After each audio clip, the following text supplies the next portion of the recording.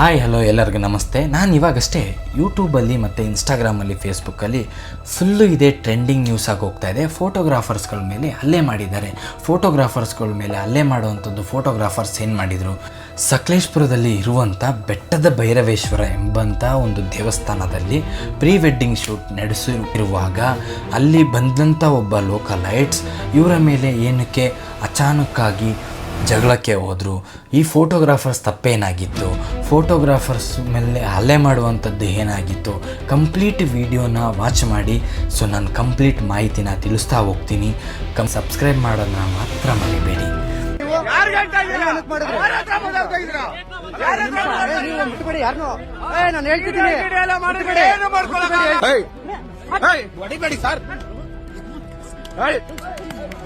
Photographers team ಒಂದು pre wedding ಶೂಟನ್ನು ಮಾಡ್ತಾ ಇರ್ತಾರೆ ಬೆಟ್ಟದ ಭೈರವೇಶ್ವರ ಎಂಬಂಥ ಈ ದೇವಸ್ಥಾನದಲ್ಲಿ.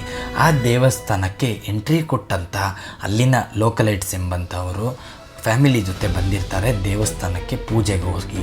ಸೊ ಅಲ್ಲಿನ ಪ್ರೀ ವೆಡ್ಡಿಂಗ್ ಶೂಟ್ ಮಾಡುತ್ತಿರುವಂಥ ಫೋಟೋಗ್ರಾಫರ್ಸು ಸ್ಲಿಪ್ಪರ್ ಹಾಕ್ಕೊಂಡು ದೇವಸ್ಥಾನದ ಅಂಗಳದ ಒಳಗೆ ಫೋಟೋ ಶೂಟ್ಸ್ನ ಮಾಡ್ತಾಯಿರ್ತಾರೆ. ಸೊ ಇದನ್ನು ಮಾಡ್ತಿರುವಾಗ ಅಲ್ಲಿನ ಒಬ್ಬರು ಲೋಕಲೈಟ್ಸ್ ಇದನ್ನು ನೋಡಿ ಅವ್ರ ಕೈಯಲ್ಲಿ ತಡೆಯೋಕ್ಕಾಗ್ದಲೇ ಏಕವಚನದಲ್ಲಿ ಅವ್ರಿಗೆ ಫೋಟೋ ತೆಗಿತಿದ್ದವ್ರಿಗೆ ಹೇಳ್ತಾರೆ, ನೀನು ಇದನ್ನು ಮಾಡ್ತಿರೋದು ಕರೆಕ್ಟಲ್ಲೇ, ಈ ಸ್ಲಿಪ್ಪರ್ನ ಹೊರಗೆ ಬಿಡಬೇಕು ಅಂತ. ಸೊ ಇವರು ಅದನ್ನು ಹೇಳಿದಾಗ ಆ ಫೋಟೋಗ್ರಾಫರ್ಸ್ಗೆ ಕೋಪ ಬರುತ್ತೆ, ನೀವೇನಕ್ಕೆ ಏಕವಚನದಲ್ಲಿ ಮಾತಾಡ್ತಾ ಇದ್ದೀರಾ ನಮ್ಮ ಹತ್ರ ಅಂತ. ಸೊ ಇದನ್ನು ತಡ್ಕೊಳ್ಳೋಕ್ಕಾಗ್ದಲೇ ಲೋಕಲೈಟ್ಸ್ ಕೂಡ ಜಗಳಕ್ಕೆ ಮುಂದಾಗಿದ್ದಾರೆ. ಇಬ್ಬರು ಜಗಳ ಆಡಿದ್ದಾರೆ, ಏಕವಚನದಲ್ಲಿ ಮಾತಾಡಿದ್ದಾರೆ.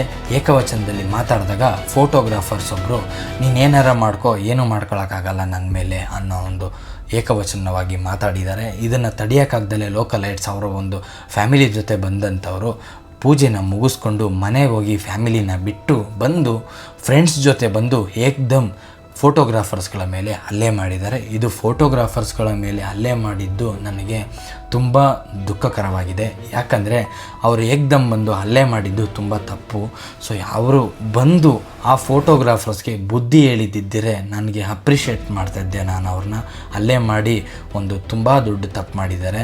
ಏನಕ್ಕಂದರೆ ಅವರು ಫೋಟೋಗ್ರಾಫರ್ಸ್ ಬಂದ್ಬಿಟ್ಟು 2 ಟೀಮ್ ಇತ್ತು ಅಲ್ಲಿ, ಹಾಸನ್ ಮತ್ತು ಬೆಂಗಳೂರಿಂದ ಬಂದಂಥವರು. ಅವ್ರಿಗೆ ಅಲ್ಲಿನ ಒಂದು ಪದ್ಧತಿ ಗೊತ್ತಿಲ್ಲದೆ ಇರಬಹುದು. ಆದರೆ ಇವರು ಒಂದು ಲೋಕಲೈಟ್ಸ್ ಆಗಿ ಅಲ್ಲಿನ ಒಂದು ಪದ್ಧತಿ ಗೊತ್ತಿರುವಂಥವರಾಗಿ ಅಲ್ಲಿನ ಒಂದು ಫೋಟೋಗ್ರಾಫರ್ಸ್ ಏನು ಬಂದಿದ್ದರು ಅಲ್ಲಿದ್ದರು ಅವ್ರಿಗೆ ಇಲ್ಲಿನ ಪದ್ಧತಿ ಹೇಗಿದೆ ನೋಡಿಪ್ಪ, ನೀವು ಈ ಥರ ಮಾಡಬಾರ್ದು, ಇದು ತುಂಬ ದೊಡ್ಡ ತಪ್ಪು, ನಿಮ್ಮ ಒಂದು ಸ್ಲಿಪ್ಪರ್ಸ್ನ ಹೊರಗಡೆ ಬಿಡಿ, ಇದು ತುಂಬ ಅದ್ಭುತವಾದ ಸ್ಥಳ, ಈ ಸ್ಥಳವನ್ನು ಕಾಪಾಡಿ ಅಂತ ಹೇಳಿದ್ದಿದ್ದರೆ ಕರೆಕ್ಟಾಗಿ ಅವರು ಫೋಟೋಗ್ರಾಫರ್ಸ್ ಕೇಳ್ತಿದ್ರೇನೋ. ಇವರು ಒಂದು ಏಕವಚನವಾಗಿ ಮಾತಾಡಿ ಆ ಫೋಟೋಗ್ರಾಫರ್ಸ್ ಕೂಡ ಏಕವಚನಾಗಿ ಮಾತಾಡಿ ಇಬ್ಬರು ಮುಖಾಮುಖಿಯಾಗಿ ಅದು ಜಗಳ ಆಗಿ ಈ ಥರ ಹೊಡೆದಾಟ ಆಗಿದೆ.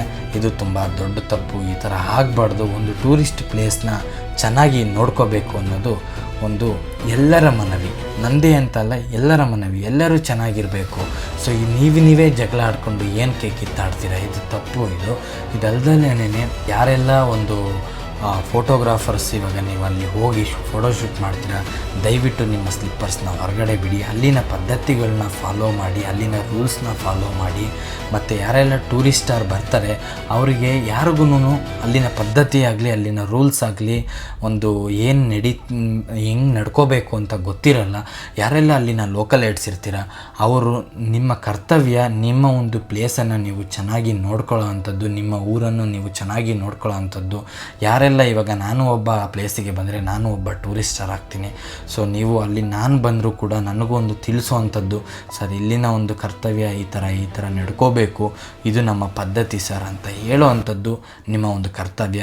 ಇದನ್ನು ನೀವು ಕೂಡ ಹೇಳ್ದಲೆ ಅವರು ಡೈರೆಕ್ಟಾಗಿ ನಾನೊಂದು ಅಲ್ಲಿ ಹೋಗಿ ನಾನು ಹೆಂಗೆ ಬೇಕಂಗೆ ನಡ್ಕೊಂಡ್ರೆ ಇದು ತಪ್ಪು ಅಂತ ಬರಲ್ಲ. ಯಾಕೆಂದರೆ ನನಗಲ್ಲಿನ ಪದ್ಧತಿ ಗೊತ್ತಿರಲ್ಲ. ನೀವು ಅದನ್ನು ಹೇಳಿ ತಿಳಿಸ್ಕೊಡೋ ಅಂಥದ್ದು ನಿಮ್ಮ ಒಂದು ಕರ್ತವ್ಯ.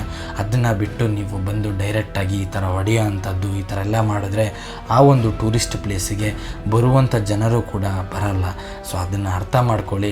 ಯಾರೇ ಆಗಲಿ ನಿಮ್ಮ ಒಂದು ಟೂರಿಸ್ಟ್ ಇರುವಂಥ ಪ್ಲೇಸ್ಗೆ ಯಾರೇ ಬಂದರೂ ಆ ಪ್ಲೇಸ್ನ ಅಲ್ಲಿನ ಒಂದು ರೂಲ್ಸ್ನ ಆಗಲಿ ರೆಗ್ಯುಲೇಷನ್ಸ್ನೇ ಆಗಲಿ ಎಲ್ಲರಿಗೂ ಹೇಳೋ ಅಂಥದ್ದು ನಿಮ್ಮ ಕರ್ತವ್ಯ.